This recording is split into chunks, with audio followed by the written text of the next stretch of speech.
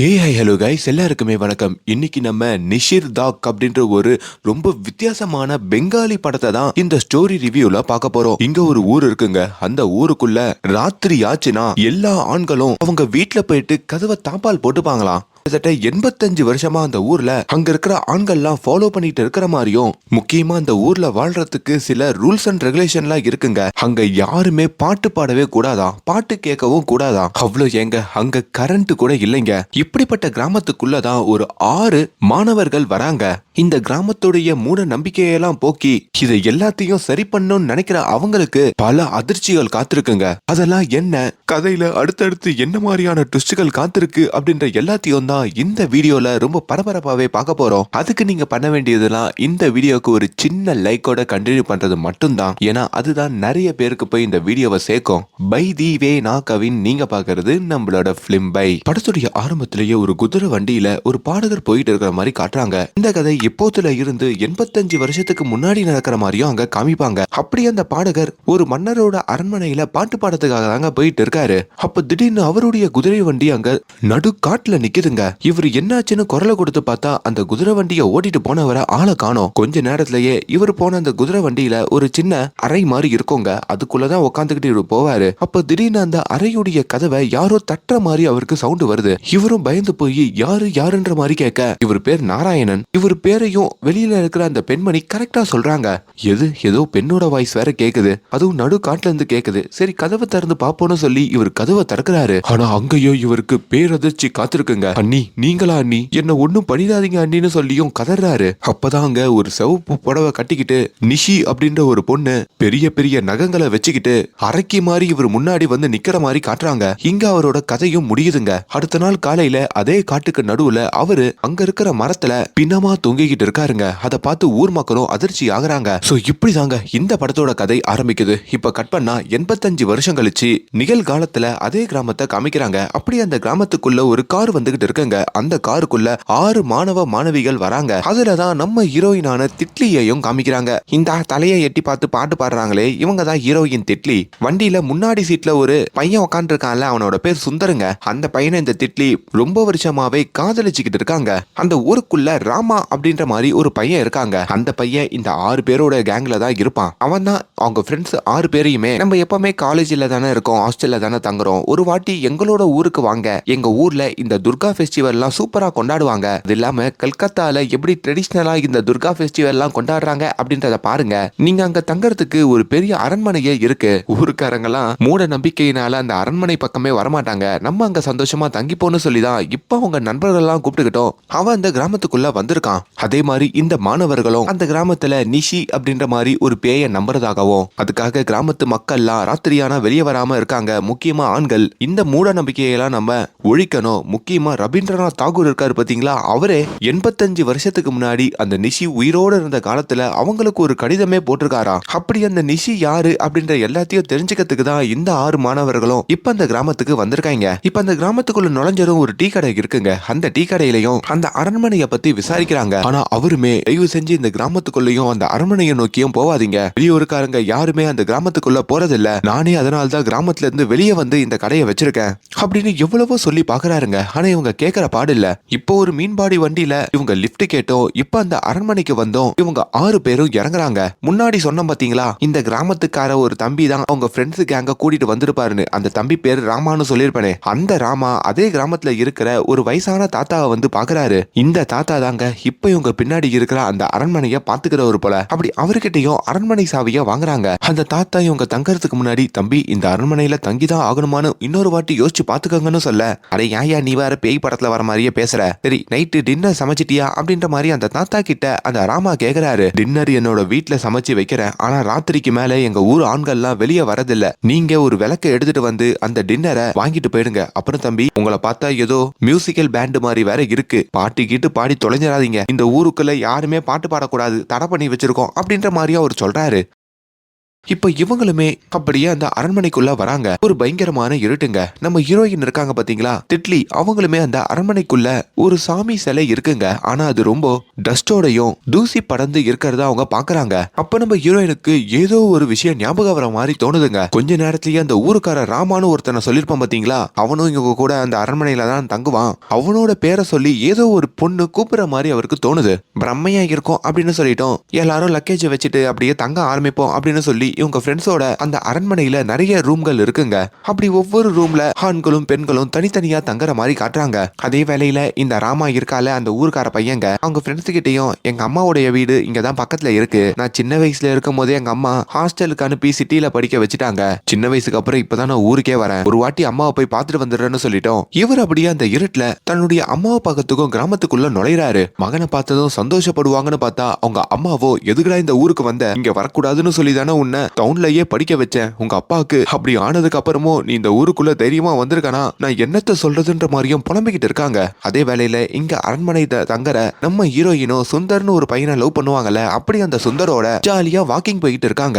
அந்த சுந்தருமே நம்ம ஹீரோயினை எதனா பாட்டு பாடு அப்படின்ற மாதிரி கேட்க, நம்ம ஹீரோயினும் அங்க பாட்டு பாட, அந்த கிராமத்துக்குள்ளதான் பாட்டு பாடக்கூடாதுன்னு சொல்லிருப்பாங்கல்ல, அப்ப அவங்க ஒரு கிழவி வருதுங்க. அந்த கிழவி இது எல்லாத்தையும் ஓரமா இருந்து பார்த்து, பாட்டு பாடிட்டியா, அப்ப அந்த நிஷி வந்துருவா அப்படின்ற மாதிரியும் சிரிக்குது. கட் பண்ணா இன்னொரு பக்கம் இப்ப அந்த வீட்டுக்கு வந்த அந்த ராமா பையனையும் காமிக்க, அப்பதான் ராமாவுடைய அம்மா, நம்ம பரம்பரையில எந்த ஆண்களுமே ஒரு வயசுக்கு வந்ததும் உசுரோடையே இருந்ததில்ல, உனக்கு உங்க தாத்தாவோட கதையை தெரியுமான்னு சொல்லி ஓப்பனிங் சீன்ல நாராயணன் சொல்லி ஒரு பாடகர் வண்டியில போகும்போதும் அவரை பேய் போட்டு தள்ள மாதிரி காமிச்சிருப்பான் பாத்தீங்களா, அந்த நாராயணன் வேற யாரும் இல்ல, இந்த ராமாவோட தாத்தா தான் போல இருக்கு. அதுக்கப்புறம் ராமாவுடைய அப்பாவையும் ஒரு வயசு வரப்போ அந்த பேய் போட்டு தள்ளப்பட்டதாகவும், இப்போ நீயும் ஒரு வயசுக்கு வந்திருக்க, இப்போ போய் இந்த கிராமத்துக்கு வந்துட்ட, அந்த நிஷி உன்னையும் போட்டு தள்ளிடுவான்ற மாதிரியும் அவங்க அம்மா சொல்லிட்டு இருக்காங்க. ஆனா அதெல்லாம் நம்ம இந்த ராமா மறுக்கிறாரு. அவருக்கு சிரிப்பு தாங்க அங்க வருது. நான் வீட்டுக்கு வந்தது பிடிக்கலன்னா சொல்லிடுமா, நான் என் ஃப்ரெண்ட்ஸோட அரண்மனையிலேயே தங்கிக்கிறேன் அப்படின்னு சொல்லி இப்ப அந்த ராமாவும் அங்க இருந்து கிளம்ப, என்னது அரண்மனையில தான் தங்குறியா, அட பாவி, அங்கதாண்டா அங்க பேய தங்கிட்டு இருக்கு அப்படின்னு அவங்க அம்மாவும் அலற,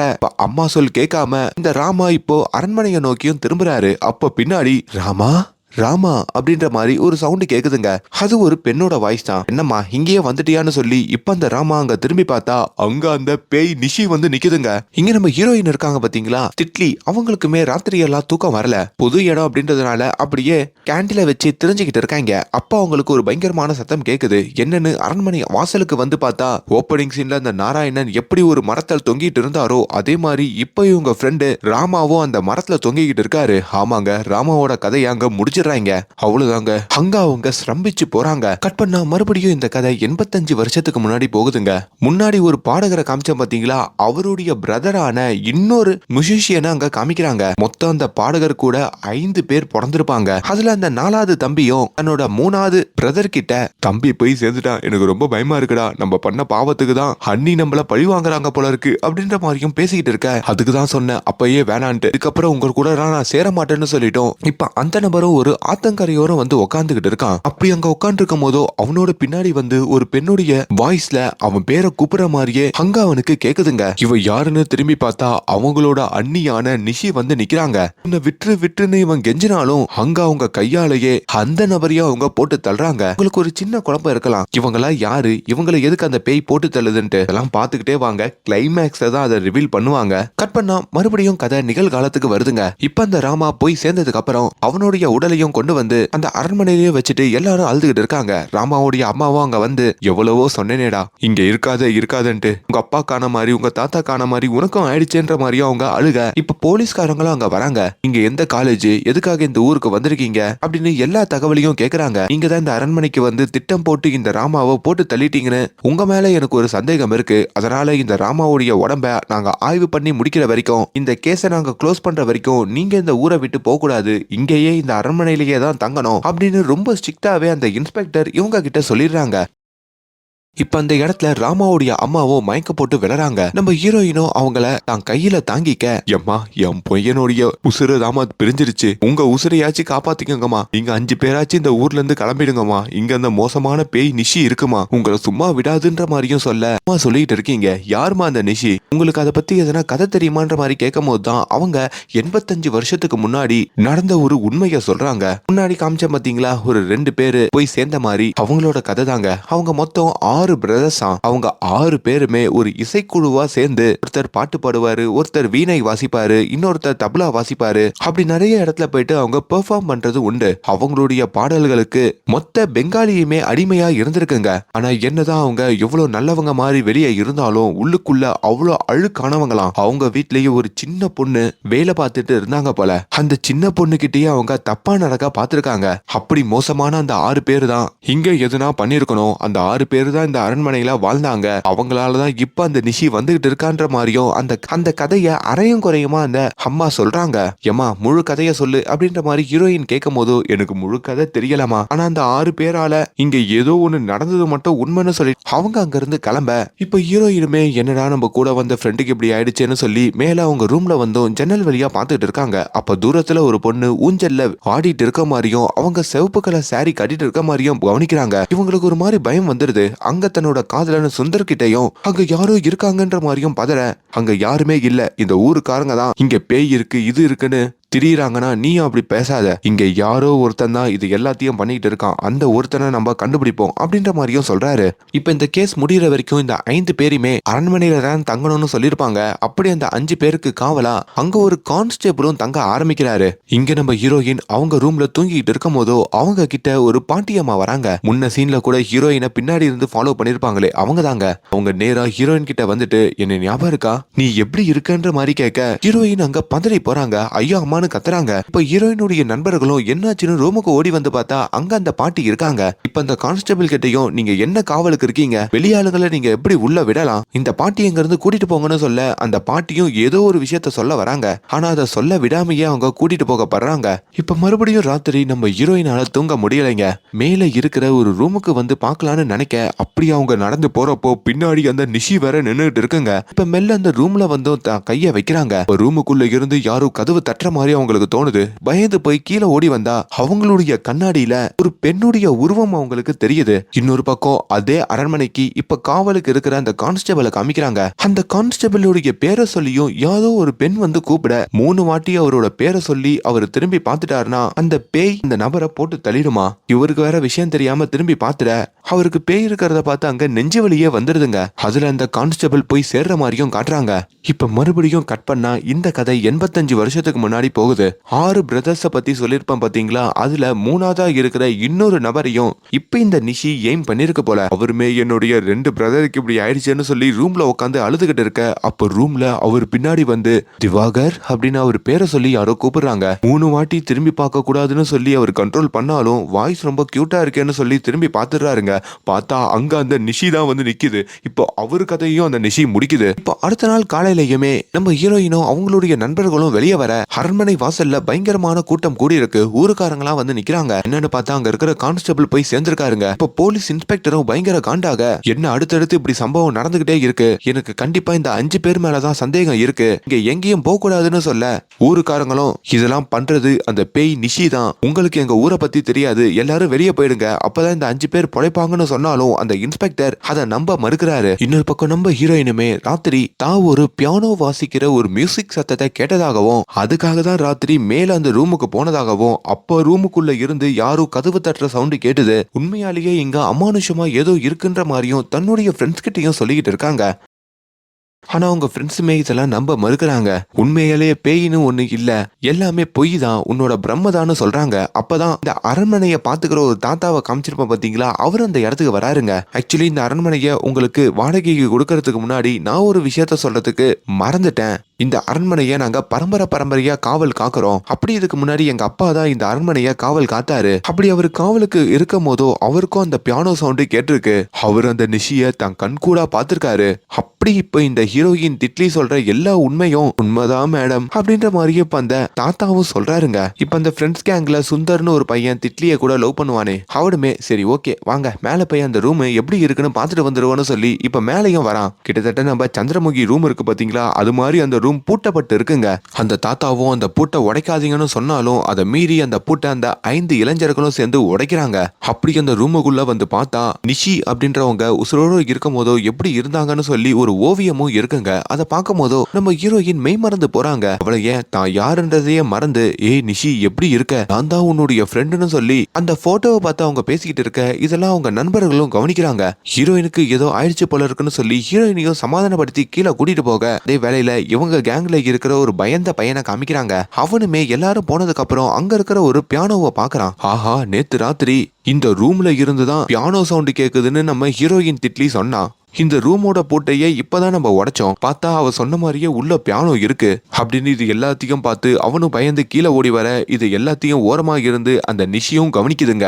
இப்ப நம்ம ஹீரோயின் குளிச்சுட்டு அப்படியே நடந்து போறப்போ ஓரமா இருந்து நம்ம ஹீரோயினை ஒரு பாட்டி அம்மா முன்னாடி கூட வந்திருப்பாங்களே அவங்க கவனிச்சுக்கிட்டு இருக்காங்க. நம்ம ஹீரோயினையும் பக்கத்துல கூப்பிடுறாங்க. இவங்களுக்கும் ஒரு மாதிரி பயமாயிடுது. என்னன்ற மாதிரி கேட்க இங்க இருந்து ஓடிடு, திரும்பி வராத, நீ தப்பிக்கிறதுக்கு காட்டு வழிய பயன்படுத்து அப்படின்னு அந்த பாட்டி சொல்ல ஹீரோயினுக்கு அங்க ரொம்ப பயமாகுது. கட் பண்ணா ஒரு கண்ணாடி அண்ணனை காமிக்கிறாங்க. இந்த கண்ணாடி அண்ணனும் மேல அந்த நிஷியோடைய ரூம்ல எதனா புக் இருக்கா அப்படின்ற மாதிரியும் தேடிக்கிட்டு இருக்காரு. அப்படி அங்க ஒரு புக்கையும் பாக்குறாரு. அந்த புக்கை பார்க்கும் போது அந்த கண்ணாடி அண்ணனுக்கு தன்னோட அம்மா ஞாபகம் தாங்க வருது. ஏன்னா கண்ணாடி அண்ணனுடைய அம்மா போய் சேரத்துக்கு முன்னாடி தான் பையனான இந்த கண்ணாடி அண்ணன் கிட்ட அவங்க படிச்ச ஒரு புத்தகத்தை கொடுத்து இந்த புத்தகத்தை பத்திரமா பாத்துக்கப்பா, அம்மாவோட நினைவுகள்லாம் இந்த புத்தகத்தை சுத்தி தான் இருக்குன்ற மாதிரி சொல்லிருப்பாங்க. அப்படி அவங்க அம்மா கொடுத்த புக்கு அவர் வீட்டுல பத்திரமா பாத்து பாருங்க. அதை நினைச்சு பார்த்துட்டோம். இப்ப இந்த புக்கை திறக்க பார்த்தா அதுல இந்த கண்ணாடி அண்ணனுடைய அம்மா கையெழுத்து போட்டிருக்குங்க. இவர் பயங்கரமா ஷாக் ஆகுறாரு. இப்ப கண்ணை தொடச்சிட்டு பார்த்தா அந்த கையெழுத்து அங்க இருந்து மறைஞ்சிருது. இப்ப ராத்திரி இவங்க எல்லாரும் நண்பர்களா ஒரே இடத்துல படுத்து தூங்குறாங்க. ஏன்னா வீட்டுக்குள்ள அமானுஷமா நடந்துகிட்டே இருக்குல்ல, அதனால்தான் போல. அப்ப திடீர்னு அந்த கண்ணாடி அண்ணனுக்கு முழிப்பு வந்துடுதுங்க. பக்கத்துல தூங்கிக்கிட்டு இருக்கிற நம்ம ஹீரோயினையும் அவரு எழுப்புறாரு. ஒரு நிமிஷம் என் கூட மேல வரியா, நிஷியோடைய ரூம்ல நான் உனக்கு ஒண்ணு காமிக்கிறேன் அப்படின்னு சொல்லிட்டோம். இப்ப நம்ம ஹீரோயினுடைய கைய பிடிச்சுக்கிட்டோம். அந்த கண்ணாடி அண்ணன் அப்படியே மேல அந்த ரூமுக்கும் வராருங்க. அப்படி அங்க ஒரு பியானோ இருக்கு பாத்தீங்களா, அந்த பியானோல உட்காந்து அவரு ஒரு இசைய வாசிக்க அதை கேட்க கேட்க நம்ம ஹீரோயினுடைய முகமோ மாறி அவங்களுக்கு ஏதோ ஞாபகம் வந்து சிரிக்கிற மாதிரி காட்டுறாங்க.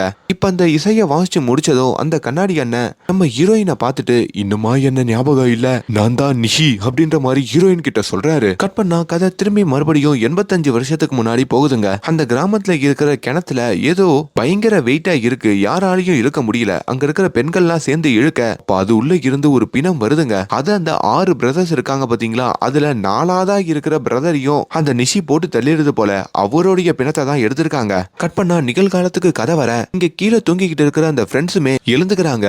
அதுல அந்த சுந்தர் இருக்கான்ல, என்ன பக்கத்துல இருந்த என்னோட காதலிய காணோம், என்ன நண்பன் கண்ணாடிக்காரனையும் காணோம் அப்படின்னு அவருக்கு ஒரு டவுட் வந்துருது. மேலதான் ஏதோ சவுண்ட் வருது, வாங்க நிஷியோடைய ரூமுக்கு போய் பார்த்துட்டு வருவோன்ற மாதிரி அவன் எல்லாரையும் கூப்பிட அப்படி மேல வந்து பார்த்தா அந்த நிஷியோடைய ரூமு உல்தாப்பால் போடப்பட்டிருக்கு. உள்ளேயுமே அந்த கண்ணாடி அண்ணன் நம்ம ஹீரோயின் திட்லி கிட்ட வந்து நான் தான் நிஷி என புரிஞ்சுக்கோ, என் கிட்ட வான்னு சொல்லி ஹீரோயின் பக்கத்துலயும் வர இப்ப எப்படியோ கதவை உடைச்சுக்கிட்டு வந்து அந்த இடத்துல இந்த சுந்தர் கண்ணாடி அண்ணனை அடிக்கிறாருங்க. அப்படி நம்ம ஹீரோயினையும் காப்பாத்துறாரு. இப்ப அடுத்த நாள் காலையில விடியுதுங்க. அந்த கண்ணாடி அண்ணனும் தன்னோட படுக்கையில இருந்து எழுந்துக்கிறாரு. நம்ம ஹீரோயினோட கைய பிடிச்சோம். நேத்து ராத்திரி உன்கிட்ட நான் அப்படி நடந்துக்கிறதுக்கு ரொம்ப சாரி, என்ன அறியாம தான் நான் அப்படி நடந்துகிட்டேன்ற மாதிரியும் சொல்றாரு.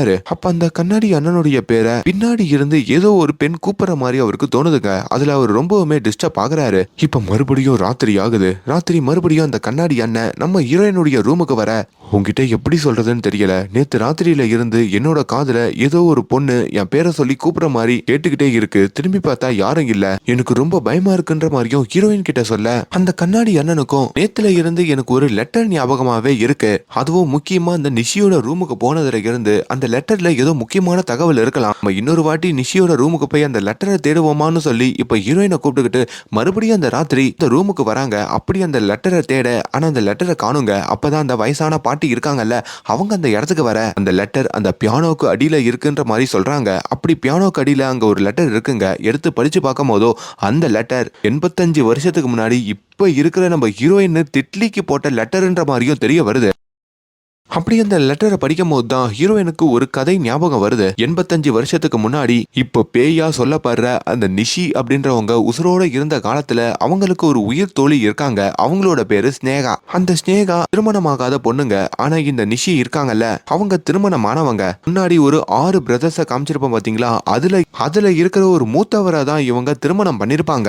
முக்கியமா நம்ம நிஷி இருக்காங்கல்ல, அவங்க ரொம்ப நல்லாவே பாடுவாங்க. ஆனா அவங்க திறமைய வெளியே காமிச்சிக்காம அவங்களோட தோழி இந்த ஸ்னேகா கூடயே உட்காந்து பாட்டு பாடுற மாதிரியும் அவங்க காலத்தை ஓட்டுவாங்க. ஒரு கடத்துல இந்த நிஷிக்கு திருமணமானதுக்கு அப்புறம் புகுந்த வீட்டுக்கு போக வேண்டி இருக்கும். அதே மாதிரி ஸ்னேகாவும் மேல் படிப்பு படிக்கிறதுக்காக கல்கத்தாக்கு போக வேண்டி இருக்கும். அவங்க 2 பேருமே இதுக்கப்புறம் நம்ம பாத்துக்காம எப்படி இருக்க போறோம்னு சொல்லி ஒரே பெட்ல உட்காந்து கதறி அழுவாங்க. ஸ்னேகாவும் நான் போனா என்ன, உன்னோட கணவர் உன்னை கண்ணும் கருத்துமா பாத்துக்க போறாரு அப்படின்ற மாதிரியும் சொல்லிக்கிட்டு இருக்க, இப்ப கதை நிகழ்காலத்துக்கு வருதுங்க. இந்த லெட்டர்ல இந்த கதை தான் இருக்கு போல. அதையும் இப்ப ஹீரோயின் நினைச்சு பார்த்து ஒரு யோசனையோடய இருக்க, இப்ப அந்த பழைய பாட்டி இருக்காங்கல்ல, அவங்களுமே ஹீரோயின் கிட்ட இப்பவாச்சும் உனக்கு பழசெல்லாம் ஞாபகம் வந்ததா அப்படின்னு ஹீரோயின் கிட்ட கேட்க, என்ன பழசு, எனக்கு எதுவுமே ஞாபகம் வரல, முதல்ல இங்க இருந்து கிளம்புங்கன்னு சொல்லி அந்த பாட்டி கூடயும் சண்டை போட, அதுக்குள்ள மறுபடியும் ஹீரோயினுடைய நண்பர், அவரோட காதலன், அவங்க எல்லாருமே மேல வந்துடுறாங்க. நேத்து ராத்திரி இந்த ரூமுக்குள்ள வரக்கூடாதுன்னு சொன்ன, மறுபடியும் எதுக்கு என்னோட ஆளை இங்க கூட்டிட்டு வந்தேன்னு சொல்லி அந்த கண்ணாடிக்காரன் கூடயும் இந்த சுந்தர் சண்டை போட்டுக்கிட்டு இருக்காருங்க. அப்ப அந்த கண்ணாடி அண்ணன் அவருடைய நண்பனை அந்த நிஷி வந்து போட்டு தள்ள வரத கவனிக்கிறாரு. நண்பனை காப்பாத்துறதுக்காக அவரை தள்ளி விட்டுட்டு அந்த நிஷிய கண்ணாடி அண்ணன் துரத்துக்கிட்டு போக, அப்ப அங்க ஒரு படிக்கட்டு இருக்குங்க. அந்த படிக்கட்டுல தவறி விழுந்து இப்ப அந்த கண்ணாடி அண்ணன் தன்னோட உசிரையே இழக்கிறாரு. அவ்வளவுதாங்க. இவங்க கேங்ல இருக்கிற இன்னொருத்தரும் இப்ப போய் சேர, அடுத்த நாள் காலையில போலீஸ்காரங்களும் அங்க வராங்க. இப்ப போலீஸ்காரங்களுக்கே ஒரு மாதிரி பீதி ஆயிடுது. என்னப்பா இது ஒவ்வொரு சம்பவமா நடந்துகிட்டே இருக்கு அப்படின்ற மாதிரியும் கதற. முக்கியமா அந்த கண்ணாடி அண்ணனுக்கு அப்பா அம்மானு யாருமே இல்ல போல இருக்கு. அதெல்லாம் சொல்லியும் இப்ப அவங்க ஃப்ரெண்ட்ஸ் எல்லாம் அழுகுறாங்க. இப்போ ஹீரோயினுக்குமே அந்த கண்ணாடி அண்ணன் நம்ம கிட்ட ஏதோ ஒரு விஷயத்த சொல்ல வந்தாரு, என்னவா இருக்குன்ற மாதிரி யோசிச்சுக்கிட்டு இருக்க, அப்ப நம்ம ஹீரோயின் கீழே அழுதுட்டு இருக்கிறத எல்லாத்தையும் மேல இருந்து ஒரு ரூம்ல இருந்து ரெட் கலர் புடவை கட்டிக்கிட்டு ஒரு லேடி பாக்குற மாதிரி அவங்க கவனிக்கிறாங்க. இப்ப ஹீரோயினும் ஓடோடி அந்த இடத்துக்கு வந்து பார்த்தா அந்த இடத்துல யாரும் இல்லைங்க. அப்பதான் நம்ம ஹீரோயினுக்கு திடீர்னு ஒரு மெமரி வருது. முன்னாடி நிஷி அவங்களோட தோழி ஸ்னேகான்னு சொல்லி 2 பேரை காமிச்சிருப்பேன்ல, அதுல அவங்க தோழி ஸ்னேகா இப்ப நம்ம ஹீரோயின் திட்லி நிக்கிற அதே இடத்துல 85 வருஷத்துக்கு முன்னாடி நின்னுட்டு இருக்கும் போதோ ஒரு பயங்கரமான சம்பவத்தை பார்த்திருப்பாங்க. அந்த சம்பவத்தை பார்த்துட்டு எப்படின்னா அங்க இருந்து அவங்க தப்பிக்கணும்னு நினைச்சிருப்பாங்க. உடனே பின்னாடி திரும்பி அங்க பண்ணான்னு ஒரு சின்ன பொண்ணு வேலைக்காரியா வேலை பார்ப்பாங்க. இன்னும் கூட சொல்லிருப்பேனே ஒரு சின்ன பொண்ணு இருப்பாங்கன்ட்டு, அந்த பொண்ணுகிட்டையும் இதுக்கு மேல இந்த வீட்டுல இருக்காத, இங்க இருக்கவங்க எல்லாம் அரக்கன்கள், நீ உடனே காட்டு வழியா இங்க இருந்து தப்பிச்சு ஓடிடுன்ற மாதிரி சொல்லிருப்பாங்க. அதை வச்சு பார்க்கும் போதுதான் இப்ப நம்ம ஹீரோயினான திட்லிக்கு தான் யாருன்னு தெரிய வருது. அதாவது நம்ம ஹீரோயின் திட்லி இப்ப அடுத்த ஜென்மம் எடுத்திருக்காங்க போல. முன்ன ஜென்மத்துல அவங்க இந்த ஸ்னேகாவா பிறந்திருப்பாங்க போல. அதாவது இப்ப அந்த பேயா சுத்திட்டு இருக்காங்களே நிஷி, அவங்களுடைய தோழி இருக்காங்கல்ல ஸ்னேகா, அவங்களுடைய அடுத்த ஜென்மம் தான் நம்ம ஹீரோயினான இந்த திட்லிங்க. அது ஞாபகம் வந்த உடனேயே இப்ப இன்னொரு பிளாஷ்பேக் ஓபன் ஆகுது. அதே 85 வருஷத்துக்கு முன்னாடி அந்த 6 பிரதர்ஸ்ல இருக்கிற இன்னொரு பிரதர் போய் சேர்ற மாதிரி அங்க காமிப்பாங்க. அவரும் இதே திட்லியோட கையால தான் போய் சேர்ந்திருப்பாரு. அப்படி அவர் போய் சேர்றதான் அந்த வீட்டோடைய பாதுகாவலனான இப்ப ஒரு தாத்தா கூட இப்ப இந்த அரண்மனையை பார்த்துப்பாரு, அவருடைய அப்பா பார்த்துருப்பாருங்க. இப்ப கதை நிகழ்காலத்துக்கு வர நம்ம ஹீரோயினுக்குமே தான் யாருன்னு ஞாபகம் வந்த உடனே நேரா வந்து அந்த பாட்டிய பார்க்கணும்னு நினைக்கிறாங்க. அப்படி அந்த பாட்டிய ஹீரோயினும் பார்த்ததும் கட்டி அணைச்சிக்கிறாங்க. அப்படி அந்த பாட்டி யாரு தெரியுமா, 85 வருஷத்துக்கு முன்னாடி அந்த கதையில ஒரு சின்ன பொண்ணு காமிச்சிருப்பான் பாத்தீங்களா, அவங்க தாங்க அந்த பாட்டி. அவங்க இன்னும் உசுரோட இருக்காங்க போல. சரி, இப்ப ஆரம்பத்துல இருந்து ஏதோ ஒரு சம்பவம் நடந்துடுச்சு, அதுக்காக தான் இந்த பேய் இப்படி பழி வாங்குதுன்னு சொன்னியே, அது என்ன கொடூரமான சம்பவம்னு கேக்குறீங்களா?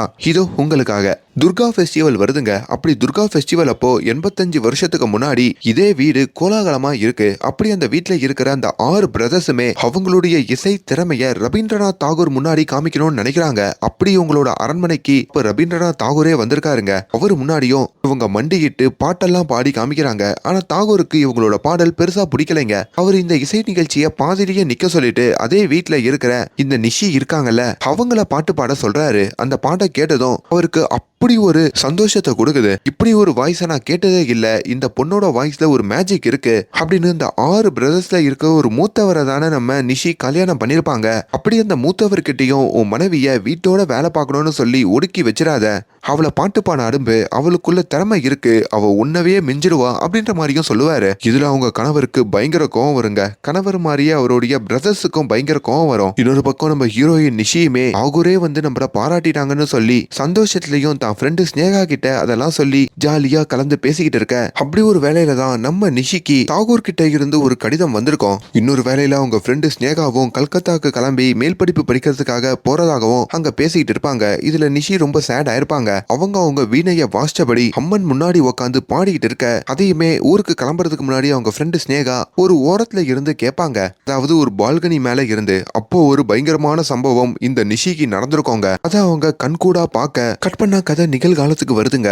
அப்படி அந்த ஸ்னேகா என்ன பார்த்தாங்கன்றத சொல்றதுக்கு முன்னாடி நிகழ்காலத்துல நம்ம ஹீரோயினை தேடி அவங்க ஃப்ரெண்ட்ஸ் எல்லாம் வந்துடுறாங்க. அங்க நம்ம ஹீரோயினுமே அந்த பாட்டியை கட்டி பிடிச்சிட்டு இருக்கிறதையும் கவனிக்கிறாங்க. என்ன பண்ணிக்கிட்டு இருக்க, நாங்க பயந்து போயிட்டோம்னு சொல்லி ஹீரோயின் அவங்க திட்ட. அப்பதான் ஹீரோயினுமே தான் பேரு ஸ்னேகா, இந்த வீட்ல நிஷின்னு ஒரு பொண்ணுக்கு ஒரு கொடூரம் நடந்திருக்கு, அதுல இன்னும் ஒருத்தர் மட்டும் பேலன்ஸ் இருக்காங்க, அந்த ஒருத்தர் இங்க வந்துட்டா இந்த கிராமத்துக்கே இந்த நிஷியால விடுதலை கிடைச்சிடும், அந்த நிஷியோ இந்த கிராமத்தை விட்டு போயிடும்ன்ற ஒரு புது ட்விஸ்ட ஓபன் பண்றாங்க. நம்ம முடிஞ்ச வரைக்கும் இந்த அரண்மனையை விட்டு நிஷி போறதுக்கு ஒரு அம்மன் பூஜையை பண்ணுவோம்னு சொல்லியும் இப்ப நம்ம ஹீரோயின் அதே வீட்டுக்குள்ள ஒரு சாமி சிலை இருக்கும் பாத்தீங்களா, அந்த சாமி சிலைக்கும் பூஜை பண்ணிக்கிட்டு இருக்க. அந்த பூஜையிலையும் அந்த போலீஸ்காரர்ல இருந்து அந்த ஊருக்காரங்கள்ல இருந்து ஹீரோயின் நண்பர்கள்ல இருந்து எல்லாரும் கலந்துக்கிறாங்க. அப்பதாங்க நம்ம ஹீரோயின் தேடிட்டு இருக்கிற அந்த ஒருத்தர் இருக்காரு பாத்தீங்களா, அவர் அந்த வீட்டுக்கு வராரு. ஆக்சுவலா இப்ப அந்த அரண்மனையோடைய ஓனரே அவரு தாங்க. அவரு பேரு ராம்கோபால் வர்மா. இப்ப நம்ம ஹீரோயினுமே அவரை பார்த்து, உனக்காக தான் இத்தனை வருஷம் இங்க அந்த நிஷி காத்துக்கிட்டு இருக்கா, உன்னோட அப்பா பண்ண காரியத்தாலதான் இங்க எவ்வளவு தொலைவு இது எல்லாம் நடந்திருக்கு அப்படின்னு உண்மையாலேயே அந்த நிஷிக்கு என்ன நடந்ததுன்ற மாதிரி காட்டுறாங்க. தாகூர் வந்துட்டு போனதுக்கு அப்புறம் அந்த 6 பிரதர்ஸுமே பயங்கர காண்டாயிருப்பாங்க. இந்த நாட்டுடைய சிறந்த பாடல் குழுனா நம்ம தான், ஆனா நம்மளையே மிஞ்சிற அளவுக்கு அந்த நிஷி வந்துட்டாளா அப்படின்னு சொல்லி அந்த 6 பிரதர்ல அந்த மூத்தவர்கிட்டையும், மத்த தம்பிங்க, உங்க பொண்டாட்டிய இதுக்கு மேல நீங்க உசுரோட வச்சிருக்காதீங்க, அது என்ன நம்மள மிஞ்சிற அளவுக்கு அவ பாட்டு பாட முடியும், இங்க நம்ம தான் ஒஸ்டியா இருக்கணும் அப்படின்னு சொல்லி அந்த மூத்தவரை ஏத்தி விட்டுருப்பாங்க. அப்படி ஒரு சமயத்துல தான் நம்ம நிஷி அங்க பாடல் பாடிக்கிட்டு இருக்க. அத மேல ஸ்னேகா பாத்துக்கிட்டு இருக்க. அப்ப அந்த இடத்துக்கு வந்து நிஷியோடைய பின்னாடி பக்கமா வந்து அவங்களுடைய கணவர் ஒரு இரும்பு கம்பிய வச்சு அவங்களுடைய கழுத்தை நெரிச்சு அங்க போட்டு தள்ளுற மாதிரியும், அப்படி புருஷன் கையாலேயே அவங்க பொண்டாட்டியான இந்த நிஷி போய் சேரதா தான் அந்த ஸ்னேகா பார்த்த மாதிரியும் அங்க காமிப்பாங்க. அதுக்கு உடந்தையா அந்த மூத்தவருக்கு அவருடைய பிரதர்ஸும் இருந்திருப்பாங்க. அப்படி இவங்க எல்லாரும் ஒண்ணு சேர்ந்துதான் அந்த நிஷிய சின்ன பின்ன மாக்கி போட்டு தள்ளிருப்பாங்க. ஆனா ஊருக்கு இந்த விஷயம் தெரிஞ்சா இவங்க 6 பேருமே சிறைக்கு செல்ல வேண்டி இருக்கும். அதனால இதை மறைக்கணும்னு நினைக்கிறாங்க. ஊரை பொறுத்த வரைக்கும் அவங்க வெளிநாட்டுக்கு கிளம்பி அதுக்கப்புறம் அங்கதான் வாழ போறாங்கன்னு நம்ப வச்சு நிஷியோட பாடிய இந்த அரண்மனைக்குள்ளேயே ஒரு இடத்துல ஒளிச்சு வச்சிருக்காங்க. அதுக்கப்புறம் நிஷி மாதிரியே ஒரு பொண்ணை அந்த நிஷியோட கணவர் ஏற்பாடு பண்ணி அவங்க மூஞ்சில முக்காடெல்லாம் போட்டு வெளி உலகத்துல அவங்க தான் நிஷின்னு நம்ப வச்சு தான் மனைவியோட தான் வெளிநாட்டுக்கு போறேன்னு சொல்லிட்டு அந்த பொண்ணோட போய் அவரு செட்டில் ஆயிடுறாரு. ஆனா அவரு போனதுக்கு அப்புறம் அவங்க மனைவியோட பேயான அந்த நிஷியோட பேய் வெளியே வந்து அந்த கணவரோட சேர்ந்து தன்னை இப்படி பண்ண அந்த கணவருடைய தம்பிகள்லாம் இருக்காங்க பாத்தீங்களா, அந்த 5 பேரையுமே அவங்க பேயா இருந்து போட்டு தள்ளிருக்காங்க. அந்த 5 பேரை மட்டும் இல்லாம அந்த 5 பேர் பரம்பரையில வந்த எல்லா ஆண்களையும் அந்த நிஷி போட்டு தள்ளிருக்காங்க. அப்படி அந்த பரம்பரையில வந்தவர் தான் அந்த ராமா. எல்லாமேங்க நம்ம ஹீரோயினுடைய ஃப்ரெண்டு ஸ்னேகாக்கு என்ன தெரியுமா நடந்திருக்கும். இந்த உண்மையெல்லாம் பார்த்துட்டு நம்ம ஸ்னேகாவும் அந்த 6 பிரதர்ஸையும் வந்து மிரட்டிருப்பாங்க. ஆனா அவங்க 6 பேருமே நம்ம ஸ்னேகாவோட வாழ்க்கையையும் சீரழிச்சு அவங்களோட கதையையும் முடிச்சிருப்பாங்க. இதையுமே நம்ம ஹீரோயின் அங்க சொல்லி, அப்படி நான் ஸ்னேகாவா அடுத்த ஜென்மம் எடுத்து வந்திருக்கேன், அதனாலதான் இதெல்லாம் எனக்கு தெரியும்ன்ற மாதிரியும் சொல்றாங்க. சோ இப்ப இந்த கதையையும் நம்ம ஹீரோயின் அங்க வந்த அந்த ராம்கோபால் வர்மா கிட்டையும் சொல்லி, இதெல்லாம் எதுக்கு உன்கிட்ட சொல்லிக்கிட்டு இருக்கானா, அந்த நிஷியோடைய புருஷன் வேற யாரும் இல்ல, உன்னுடைய அப்பன் தான். உன் அப்பன் 2வது கல்யாணம் பண்ணிக்கிட்டு அந்த 2வது ஒய்ஃபுக்கு பிறந்தவன் தான் நீனு. ஆனா உங்க அப்பாவுக்கு முதல் ஒய்ஃப் இருக்காங்க, அவங்க பேரு நிஷி. உங்க அப்பா அந்த நிஷிய போட்டு தள்ளுறப்போ அந்த நிஷி பிரெக்னண்டா வேற இருந்தா அதெல்லாம் உனக்கு தெரியுமான்ற மாதிரியும் கேக்குறாங்க.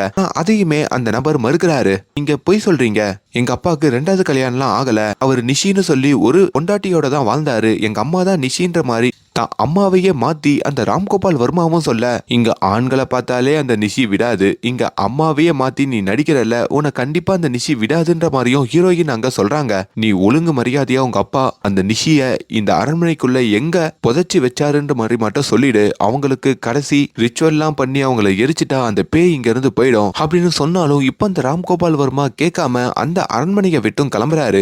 அப்படி அவர் போற வழியில அவருக்கு சில அமானுஷமான விஷயங்கள் நடக்குதுங்க. அவரோட பேரை வந்து ஏதோ ஒரு பெண் கூப்பிடுற மாதிரியும் தோணுது. அவ்வளவுதாங்க, அவருக்கு பயம் வந்துருது. இப்போ ஓடோடி மறுபடியும் அந்த அரண்மனைக்கு வந்து நான் ஒத்துக்கிறேன், எங்க அப்பா 2வது கல்யாணம் பண்ணிக்கிட்டாரு, அதுல பிறந்தவன் தான் நானு, அப்படி எங்க அப்பா இங்க இருக்கிறப்போ அந்த நிஷிய எங்க தெரியுமா புதைச்சி வச்சாரு, இதோ இந்த அம்மன் சிலை இருக்கே இந்த அம்மன் சிலைக்கு கீழே தான் புதைச்சி வச்சாருன்ற உண்மையை சொல்றாங்க.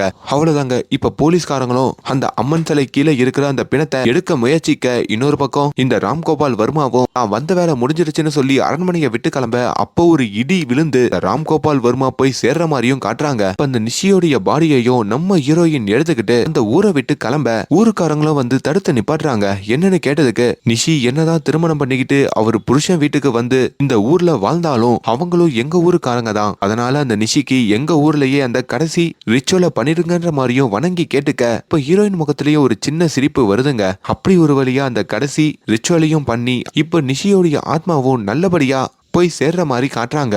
ஸோ இப்படி தாங்க இந்த படத்தோட கதை முடியுது. ஒரு வித்தியாசமான படம் பார்க்கணும்னு நினைக்கிறவங்க பெங்காலியில மட்டும்தான் இந்த படம் அவைலபிளா இருக்கு, அதை மனசுல வச்சுக்கிட்டு பாருங்க. அண்ட் மேலும் இந்த மாதிரியான வீடியோஸை தொடர்ந்து பார்க்கறதுக்கு நம்மளுடைய சேனலை சப்ஸ்கிரைப் பண்ணுங்க. Thank you so much.